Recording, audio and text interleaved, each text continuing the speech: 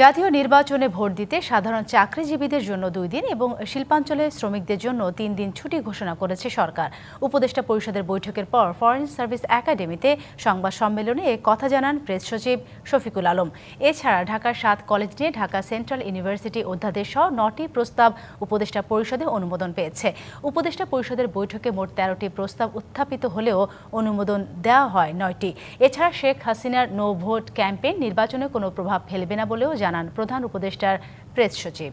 Dhaka central university অধ্যাদেশ 2026-এর খসড়া নীতিগত চূড়ান্ত অনুমোদন হয়েছে। মোট ছুটি হচ্ছে আসলে 3 দিন।